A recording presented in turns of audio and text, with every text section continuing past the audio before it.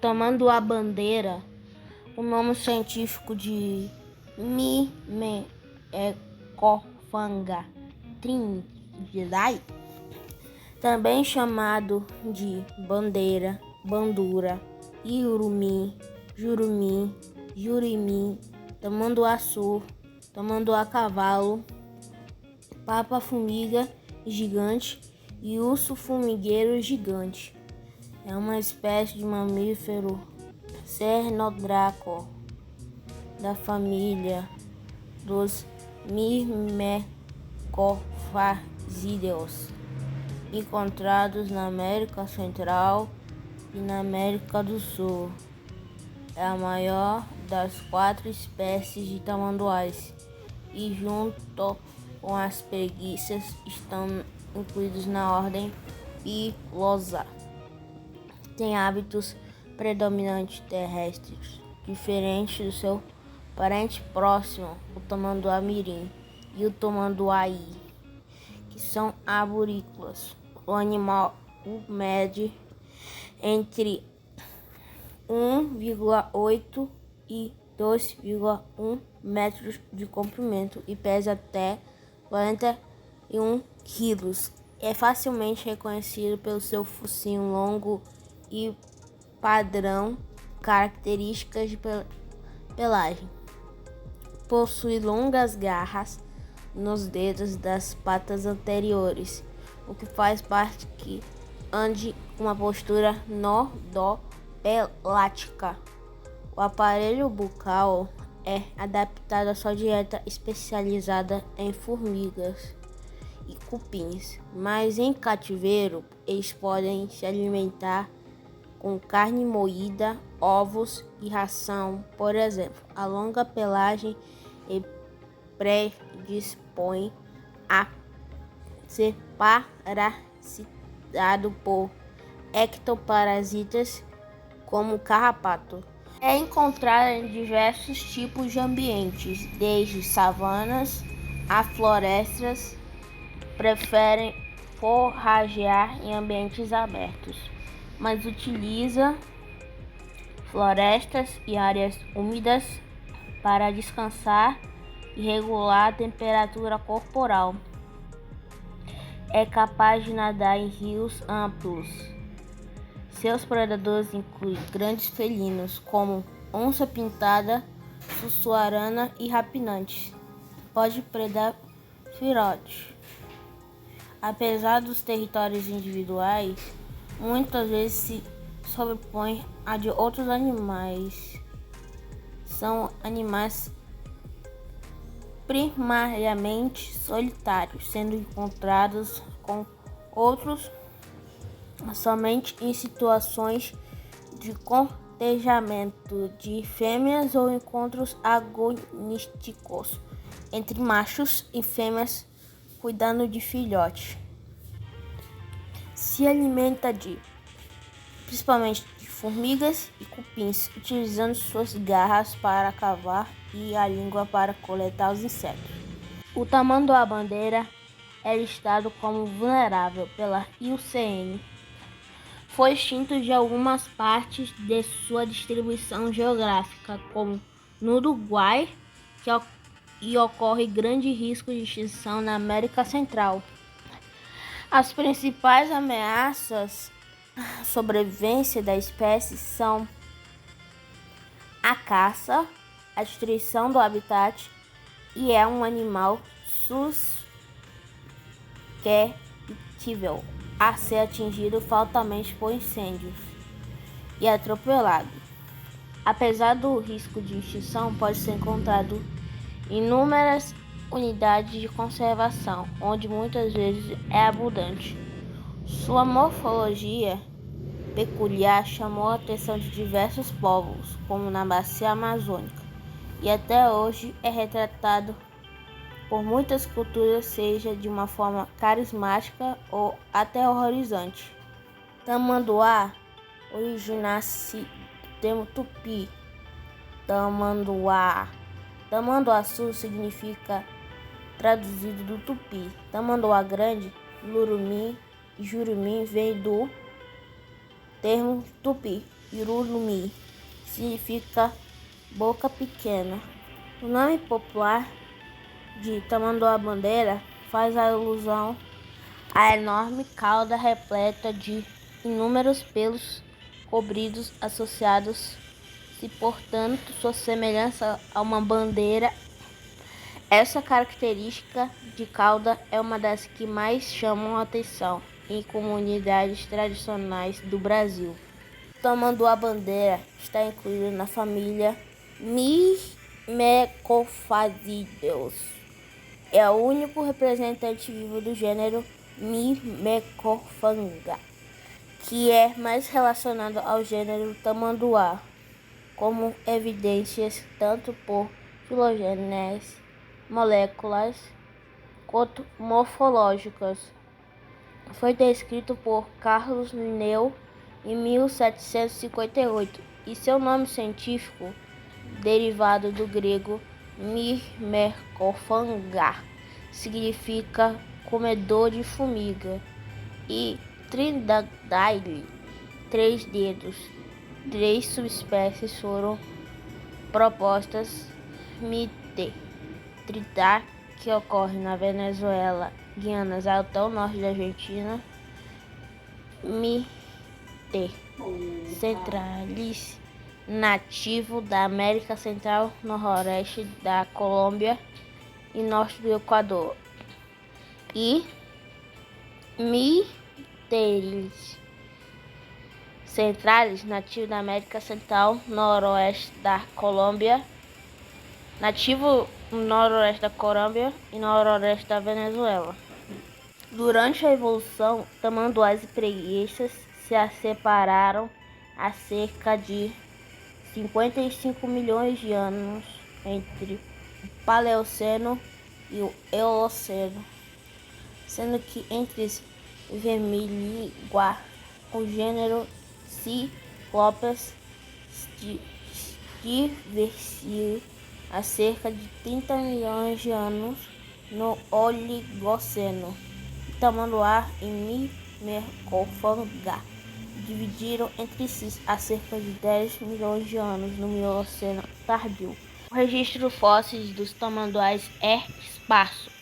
O gênero do Mioceno, Neotamanduá, é o mais aparentado aos tamanduás-bandeira e é difícil diferenciar morfologicamente o crânio de um neotamanduá e um Myrmecophagá. O neotamanduá era grande, maior que o tamanduá, mas menor que o Myrmecophagá. Não possui uma cauda preensil, mas parecia ter patas intermediárias entre o tamanduá-bandeira e o tamanduá-mirim. Provavelmente, o neotamanduá borealis, um fóssil encontrado na Colômbia no sítio paleontológico de La Veta, foi o ancestral dos tamanduás-bandeira. O tamanduá-bandeira é o maior terrestre de todos os tamanduás e seu ancestral provavelmente era arborícola, como o tamanduá-mirim. A expansão de ambientes abertos na América do Sul é correspondente ao aumento de disponibilidade de insetos eusociais, possibilitando o surgimento desta espécie já no fim do Pleistoceno e início do Holoceno. Habita uma grande variedade de ambientes, desde florestas tropicais chuvosas até ambientes savânicos e campos abertos, sendo mais comum nestes últimos. Apesar disso, não são dependentes de ambientes florestados, pois utilizam a sombra das árvores como uma forma de compensar sua habilidade termorregulatória relativamente precária. É possível encontrá-los em áreas cultivadas, como em culturas de pinos e acácia, embora isso dê de forma eventual. O maior representante da família dos Myrmecophagá golfádeos, tendo entre 1,8 metros e 2,1 metros de comprimento e 41 quilos peso. As fêmeas são um pouco menores, pesando até 39 quilos. O crânio é alongado, chegando a 30 centímetros de comprimento. Os olhos e as orelhas são pequenos em relação ao tamanho da cabeça e possui a visão e a audição precária. O olfato é desenvolvido se comparado ao dos humanos, sendo até 40 vezes mais apurados. Pode viver até 25 anos em cativeiro. Ao contrário do que sugere o nome científico, possui 5 dedos. Entretanto, 4 dedos nas patas anteriores possuem garras que são particularmente alongadas em 3 dedos. Os tamanduás tendem a andar sobre a nós dos dedos, nodopedália, especificamente como observados em gorilas e chimpanzés. Devido ao longo comprimento de suas garras, apoiam-se principalmente nos 3 dedos no meio e as articulações metacorpofalangêneas são estendidas e as interfalangêneas são dobradas, ao contrário dos membros anteriores. Os membros posteriores possuem garras curtas, de forma que o movimento é típico de um animal plantígrado.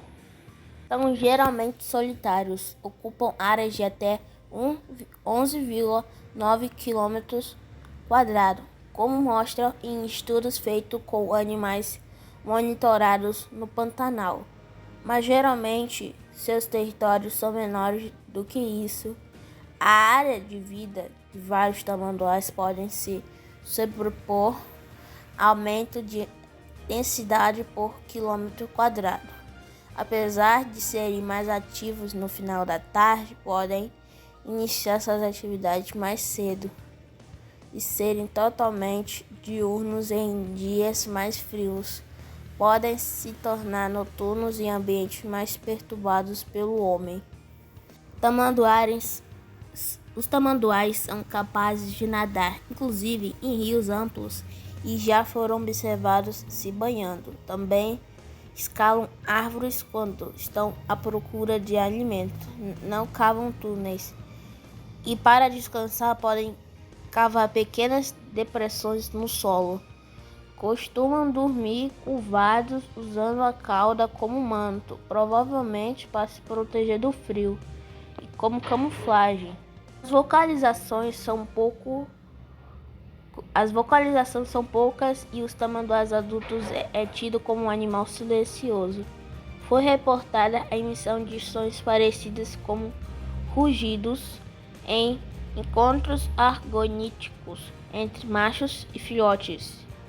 Emite assobios agudos para se manter em contato com a mãe. Virtualmente, a onça pintada e a sussuarana ou onça parda são predadores dos tamanduás. Até 3,2% dos animais abatidos pela onça são tamanduás, como é observado no Pantanal, que geralmente fogem desses felinos, mas podem atacá-los com as garras caso estejam acuadas. Aves de rapina podem predar filhotes. A fêmea carrega o filhote nas costas, que muitas vezes é camuflado pela pelagem da mãe. Isso evita que a cria seja predada, principalmente por rapinantes. Estudos feitos em semi-cativeiros mostram que os filhotes nascem com olhos fechados e os abrem após 6 dias e só passam a ingerir alimentos sólidos depois de 3 meses de idade.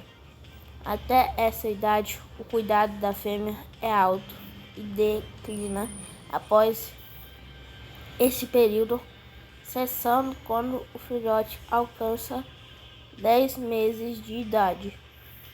A mãe tem o hábito de lamber o filhote, principalmente o focinho e a língua. Alcançam a maturidade entre 2,5 a 4 anos de idade. A espécie é considerada como vulnerável pela União Internacional para a Conservação da Natureza e dos Recursos Naturais, IUCN, pois apesar de sua ampla distribuição e habitar em inúmeras unidades de conservação como o Parque Nacional das Emas e o Parque Nacional da Serra da Canastra, no Brasil, existem várias extinções locais, como em Belize, Guatemala, Costa Rica, Uruguai e o sul do Brasil.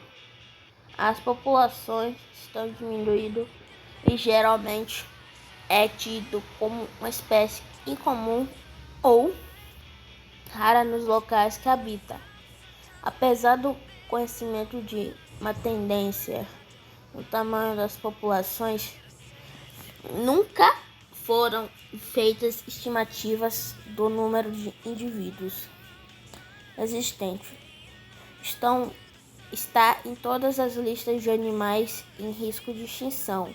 Nos países que é nativo, é no apêndice da Conservação sobre o Comércio Internacional das Espécies da Fauna e da Flora Silvestres Ameaçadas de Extinção, CITES.